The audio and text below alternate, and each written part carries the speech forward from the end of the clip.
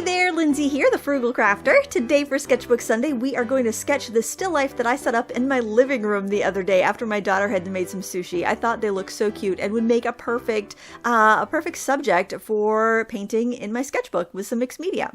I've taped off the border of my sketchbook with just some masking tape so I can have a nice white border when I'm done, and I'm sketching in the scene with a red coal erase pencil. Sometimes I think just having a colored lead adds a little energy to the piece, and the coal erase pencils can be erased, which is nice. Now, any colored pencil will work. Mechanical pencils that are retractable also tend to erase a little bit better than art pencils, but use whatever you have. Even if you just want to use a regular graphite pencil, that's totally fine. Now, you can find the real-time version of this tutorial that's just over 2 hours long in Critique Club, and I will have a link down below to that in the video description, as well as some more information about Critique Club if it's new to you.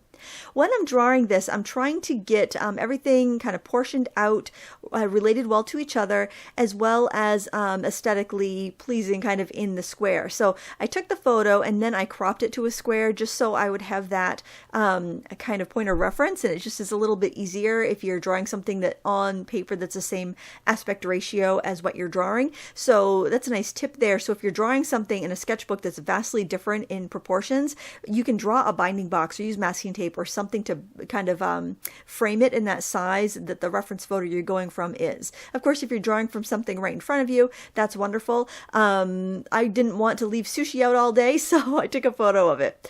And I just really enjoy setting up still lifes, and I've been noticing since I have been stuck home or safe at home like everybody else is during this quarantine time, I have been setting up a lot of still lives and drawing a lot of things from life and painting a lot of things from life because I have the extra time now, and it's just kind of nice. It's nice. I'll hopefully look back at these paintings and be like, oh yeah, that was the time we were in lockdown from the coronavirus.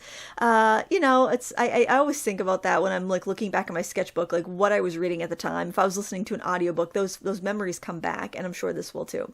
I'm using the edge of a cutting board for a straight edge to sketch in those chopsticks, and I'm flipping my book upside down just to make sure I have my soy sauce bottle and wasabi tube fairly symmetrical. The wasabi tube can be a little bit off because it is flexible and there would be, a little bit of variation there.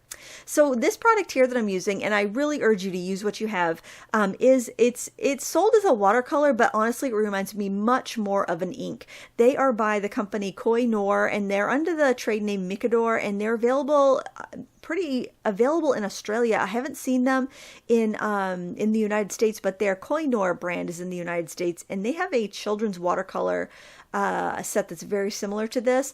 The colors are a little bit chalkier in the children's set. These colors are very inky. They remind me so much of the Inktense blocks, probably so much like the Inktense pans. I don't have the Inktense pans. Holy cow, that's hard to say. But if you have Inktense, that would be another good option for you to use here. These, or any watercolor even. I just like how inky these are and how saturated, and actually liquid ink would be fine too. Seriously, guys, whatever you have. You just want to make sure whatever you're putting down is not really glossy because you're going to want to layer up on top. I mean, even if you had Bombay ink that's a little bit glossy, I still think you could probably layer over that. But I would try to find something that's more of a watercolor or more of a traditional ink, like a drawing ink, just to make sure you have some tooth on your paper for other media on top. Now, in my still life, which you'll see linked below, I have a napkin on the table, and it's kind of like a pinkish color, and that red in the background is actually my sofa because I have that setting on my coffee table, mainly because I have good light in my living room and I wanted natural light, and I love the oak grain on the coffee table. It's just really interesting in still lifes, I find. So that's why I photographed it there, but I didn't want it to look like a couch with like pillows and stuff, so I just made it that kind of like burgundy background. And then I got to repeat those colors in the napkin in the front, and the reason I put the napkin down was because when I set the still life up, there was not enough contrast between the sushi dish and the table. They were too close in value and in color. I'm using a mix of black, brown, and green to do the wrappers of the rolls here, the sushi rolls, so that it's kind of like a seaweed nori. and I'm using a bright green to do the wasabi tube. Now, what I'm doing with the ink here is I'm just blocking in color. This is like coloring book here. You're flat blocking in color. If you wanted to do this with markers, honestly, anything where you can just put down a flat transparent color is going to work here. I don't want you to get in your head over it a little bit, because I know this, I know it's not really, wouldn't really call it a real complex scene, but there is some time involved. Obviously, I spend 2 hours in real time on this, so you're not going to paint it in 20 minutes. Well, maybe you will. You might be super advanced prodigy. In that case, you should probably have my job. But it took me 2 hours, and so I just want to kind of explain the whys of why I'm doing it this way. I went in and put a little bit of that background color in the top of the wasabi tube, because you can see it's like a clear plastic and you can see through it. Now, for the pottery here, it's a really pretty green like tray, ceramic, or I don't know, I guess it would be a ceramic tray. And it's got a really pretty like variegated glaze on it. And that's what I'm trying to do here with the ink by kind of putting in a wash of a lighter ink and dripping in some of the darker ink. I'm not pre-wetting anything here. And I'm actually painting right next to other wet areas. So I'm leaving a little like scant gap between the colors. And then that red lead that we sketched with kind of shows. And I think it adds a little bit of an excitement and vitality and energy to the piece. So when you're choosing the color you draw, and think about that. Think about what color. I knew there was a lot of green in the scene, and I knew using red was going to make it excite the green colors a little bit. So if you're drawing something that's mostly yellow, you could use a purple lead. If you're drawing something mostly orange, you could use a blue lead. Or you could say, well, I'm drawing something that's mostly green. I think I want to use a green lead because I don't like seeing my sketch. And you could totally do that. For the col erase pencils, I recommend, if you've never used them before, start off with a multi-pack. They're not expensive. They're about, I think a pack of 24 is around $13 on Amazon. So definitely inexpensive, and it runs the same price like on Blick or Jerry's or Cheap Joe's, pretty much anyone that stocks them. It's about like that. I think it's probably double that in a store, but we ain't going to any stores anytime soon. Not in Maine anyway. Probably not in most of the country either. And I'm not making light of this. I'm just, you got to find the bright spots. You got to find the laughs when you can get them, guys. So I am not encouraging you to go to a store and buy those. I'm encouraging you to use what you have or order them online. And I like that, because then you have that variety of 24 colors. And then if you see that you're always using red or you're always using blue and use it up, then you can buy a single color. But I think you have to buy the colors in packs of 12. So you'd have to get like 12 reds or 12 blues. So you want to make sure it's a color you're actually going to use if you do that. They also have packs of 12 assorted. So if you don't think you want all of the 24 shades, you could do that as well. So what I'm doing here is I've moved on to gouache. I'm using the Maya Himi set that's available on Amazon. And I like it just fine. I really like the case that it comes in. It comes with in a sturdy tray. Each little block of color, it was like in like a jelly cup, and you can remove it. You could take that out of the palette if you wanted to. And I like it that it kind of lines the palette, see, so you could actually put paint right in the palette if you want. I just plan on refilling that from tubes as I use them up. But it's a very inexpensive set of gouache. I think it's around $18 or $19 for the 18 colors, and I find the quality to be pretty good. Now, here's where you're going to notice something different. If you go and buy this, you're going to notice it's a liquid paint. It almost is like a poster paint, and I find that consistency a little too watery. I don't care for that. So I actually, when I got it, I unwrapped it and I put the lid just kind of loosely back on and let it dry out, because I prefer to add the water that I want to my gouache. I like to work from a dry cake usually, unless I'm like using white and I just want to squirt a little bit out from a tube. I generally will work from a dry cake, because especially with student gouache, which is less expensive, I feel like you get a better quality once that water evaporates. That gold I put, there was actually gold thread on the napkin, and I thought that was really pretty, so I'm just using some Arteza gold from the tube to put that on the edge of the napkin. And so some gouache I just keep right in the tubes, like metallics, because metallics in anything tend to dry out like into rocks and this kind of fall out of a palette. Even if you get like a metallic watercolor in a tube, it tends to do that. I'm not sure why they dry out so much. I think probably the mica or whatever the metallic mineral in there is, it doesn't let you have as much humectant in the mix. So anyway, to make a long story short, I keep it in the tube, and then I just squirt out a tiny bit as I need it. That's how I took my Arteza that palette I just showed you was my Arteza tubes. I just put them in a fish and tackle box, and I glued down the dividers so they couldn't seep underneath.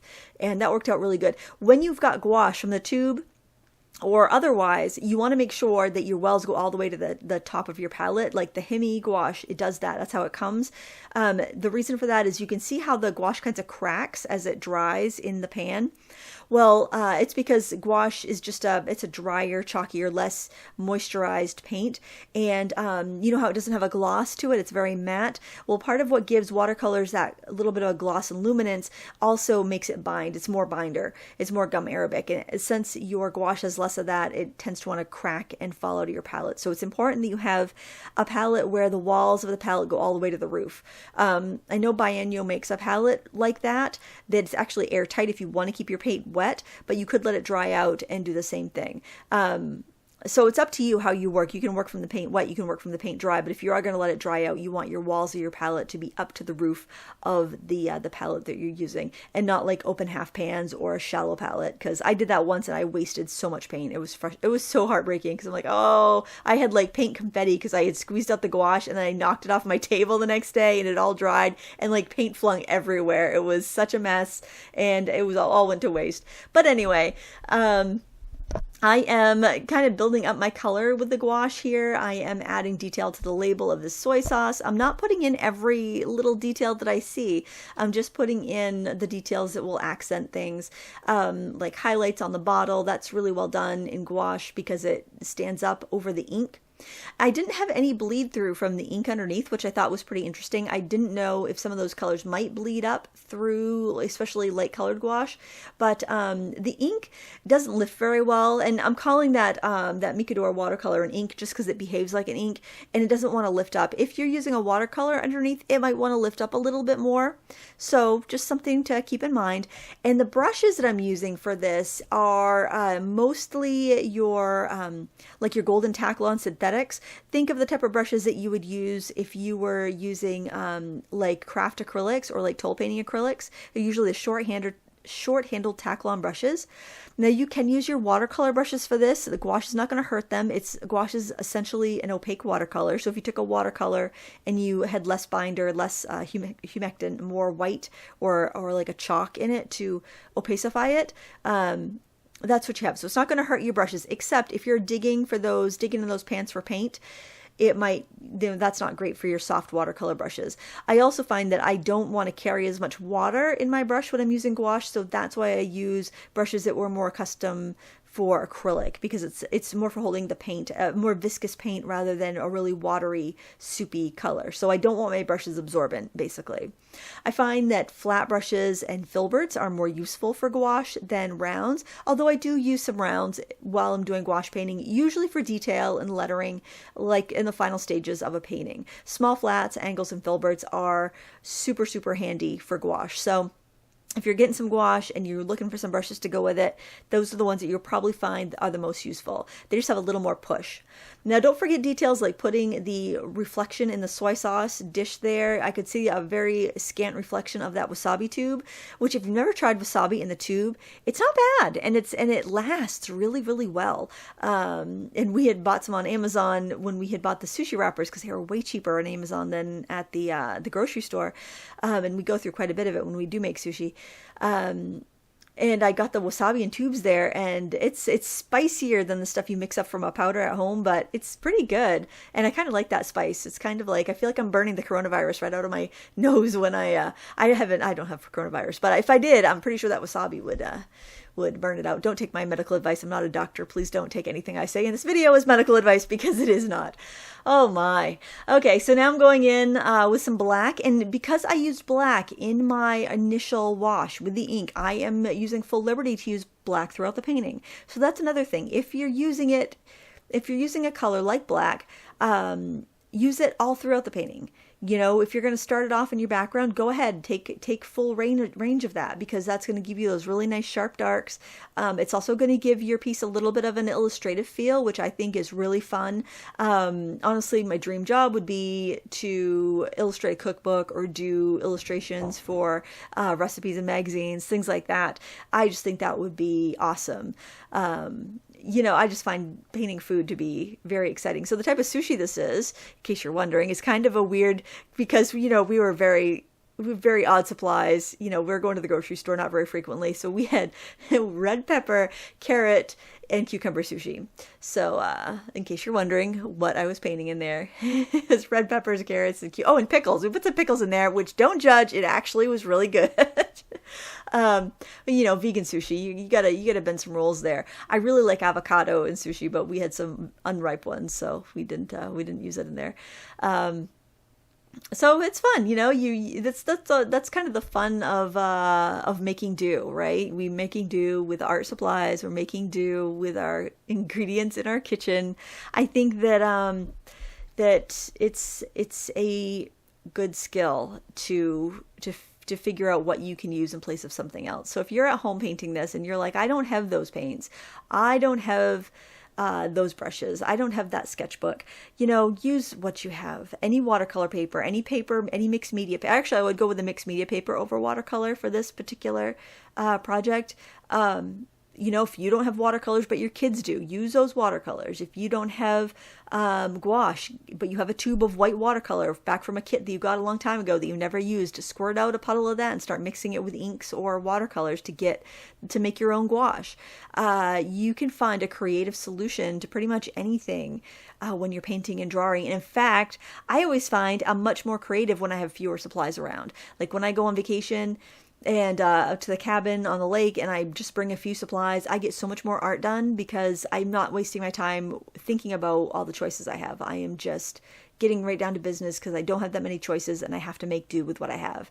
And I think we're all having that skill tested, right? We're all forced to see what we can make out of what we have. And well, I'm not happy about the circumstance it's making us be so resourceful. I think that it is a wonderful skill to have, and you can find a bright spot anywhere. So as you go through your day, look for the bright spots. You chopped up some veggies for a salad. Did you see a really interesting vegetable piece that would make a good still life? I just painted a red pepper in oils. It was so fun. I really enjoyed it. On a normal day, I probably never would have thought, ooh, that's interesting. That's a still life. You might see something interesting in your home that you've never really taken the time to look at before. I find that my kids are much more creative right now while they're home. My kids are painting, my kids are creating.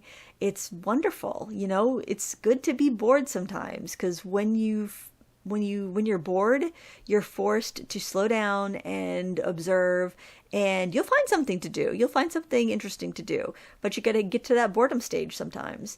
And I think a lot of us are hitting that. And if you are, I hope you pick up a paintbrush, a pencil, and get unbored. You can get unbored with me on my YouTube channel. I'm softening out the shadows here by taking a brush with a little bit of that reddish color and just kind of spreading out the black a little bit so it looks a little more fabric-y. You can soften things further with colored pencil, which I'll be doing in a moment, but I try to do as much as I can with the medium that I'm working with, because oftentimes when I do that, I find I don't really need the pencil, or I don't really need the next media that I was thinking I was going to add. So push what you have as far as you can, and do that before you start adding other things. Now I switched to a really small round watercolor brush. Actually, it is a golden Taklon, but it's one that I use for watercolor. And I'm doing these fine little white highlights on the glossy nori wrappers on the sushi. I'm adding little details in the wrapper of the soy sauce. And I'm just kind of fussing around. I'm picking up some of that gold and adding some more details to the labeling. Even though it's not really there on the packaging, I thought it would be really appropriate to have it on there, and it would also add it somewhere else in the picture so it wasn't just on the napkin. Now, you probably realize this about gouache, but in case you're new to gouache, you've never used it, gouache is reactivatable, so that little dab of gold gouache on my palette, I can re-wet it and keep using it. So you don't have to worry about waste so much with gouache, and I think that's why I like it. And you can also re-wet something on your paper and re-blend it. If things dry too fast, you can go in with a damp brush and blend colors together. So you have almost like the ability of oils. So it's a wonderful practice medium for oils, like in a sketchbook where you don't want to like have to wait for something to dry. It's also really nice as an intro to acrylics because you can paint with them just like acrylics, but you have the ability to go in and rework something and reactivate your paint, so there's absolutely no waste. So just something to think about. You can find gouache at most big box stores pretty affordably. The quality can vary. I really like the Arteza and the Hemi gouaches for inexpensive gouaches. You do have to order those online, but the Reeves gouache is all right. That's available in most of your big box stores. Royal and Langnickel also has a gouache. I haven't used their gouache. Their watercolors are pretty good though for inexpensive watercolors. I think you're getting what you pay for, and gouache doesn't seem to have as big of a jump between professional and beginner lines, so I personally use the cheap stuff. I have some M. Grimm gouache, which is beautiful, but I only have a few colors of that, and I find I'm going for the cheap stuff most of the time. So I love that. When I take the tape off, you get to see that nice white border. I feel like that's the gift you get at the end of your painting session, taking that tape off, and I just think it's fun. I really enjoy this. I added a little bit of pencil to the end just to perk some things up, but that was pretty much it. I hope you enjoyed this tutorial today. Please give me a thumbs up if you did, and check out the real-time version in Critique Club if you like. Details in the video description. Thanks for watching. Until next time, happy crafting.